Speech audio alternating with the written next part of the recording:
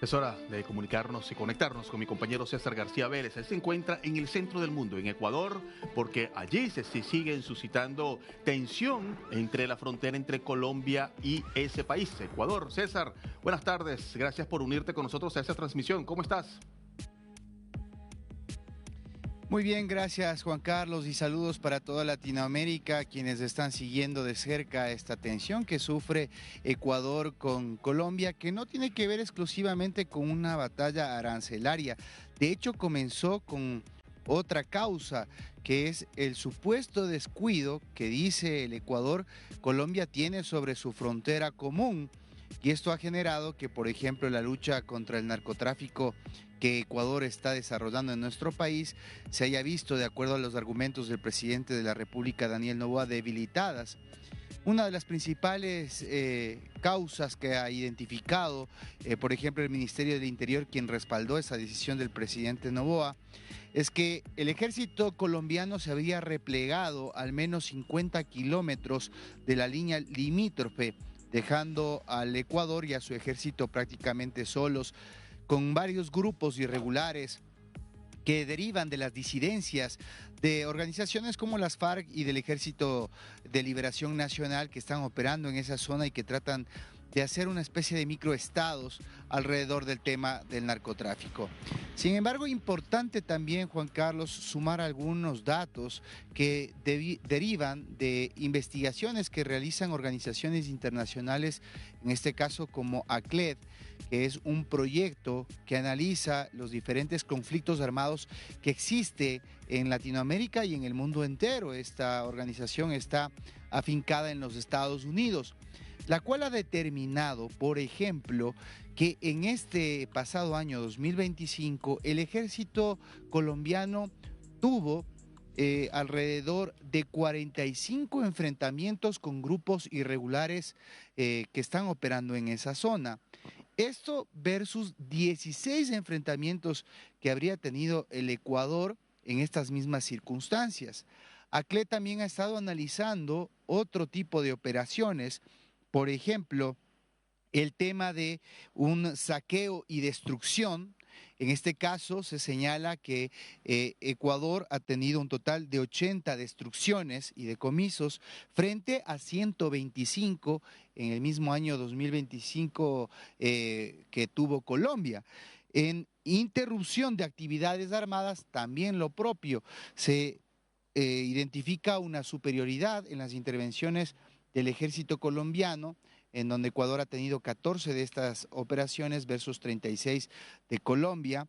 Y en la única en que existen coincidencias es en el tema de interceptación de explosivos y minas, en donde ambos países tienen un total de 31 tipo de operativos alrededor de la eliminación de minas.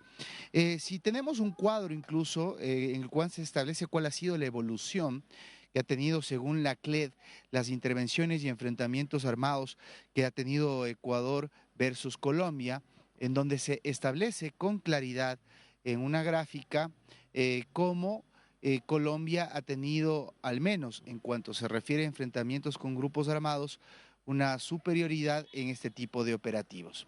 En cuanto a lo que ha argumentado el Ecuador ha señalado, por ejemplo, el día de ayer en el foro de drogas sintéticas en el cual participó el presidente Noboa, que, por ejemplo, Ecuador ha hecho importantes decomisos de precursores químicos, también ha hecho operativos alrededor de casos en donde está presente el fentanilo. Esto a propósito de que Petro había dicho que por el contrario tiene preocupación sobre los puertos y aeropuertos del Ecuador, ya que estaría siendo un riesgo potencial para Colombia la introducción de fentanilo desde esta zona.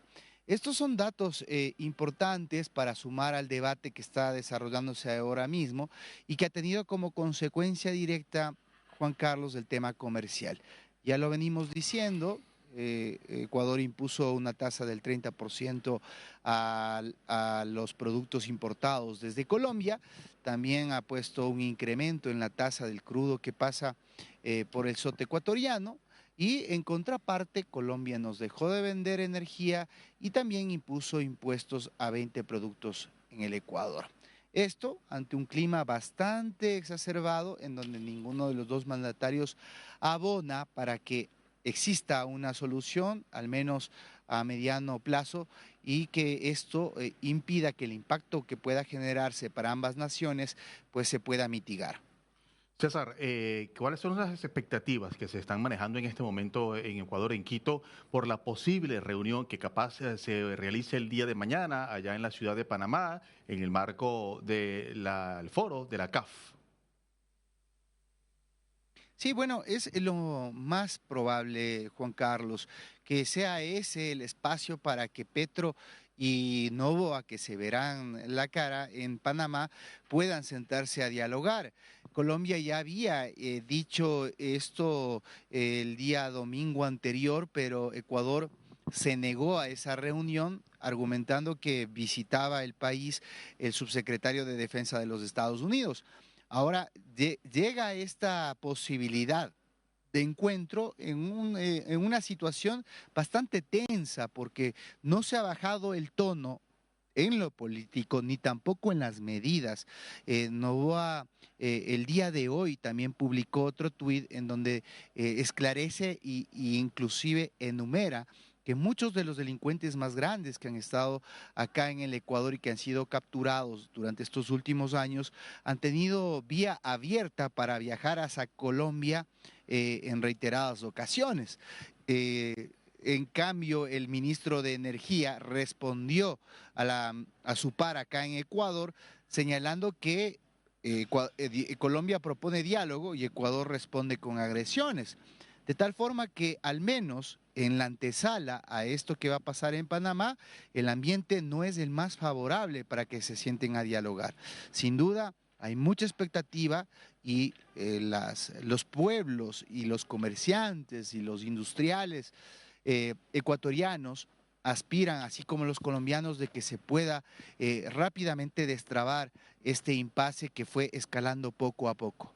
Sí, porque finalmente, como dices tú, quienes terminan pues asumiendo las consecuencias son los ciudadanos de ambos países, los colombianos pues que ahora tendrán que pagar una gasolina, un combustible un poco más alto debido al costo que Ecuador le está implementando en los gasoductos, y pues los ecuatorianos que también pues tendrán que pagar un poco más alto en la electricidad que Colombia y ha decidido no venderle a tu país.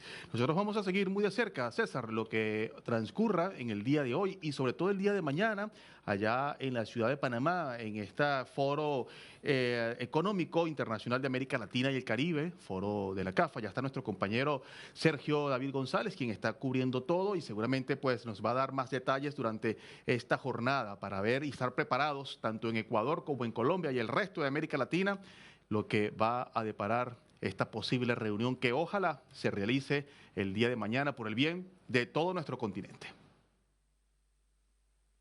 Así es, Juan Carlos. Nosotros más adelante les vamos a estar proporcionando detalles de lo que fue la última medida que adoptó Ecuador alrededor del crudo colombiano, lo cual, como te señalo, ha sido solamente otro ingrediente más que ha abonado para que esta situación y tensión se incremente. Así que estén atentos.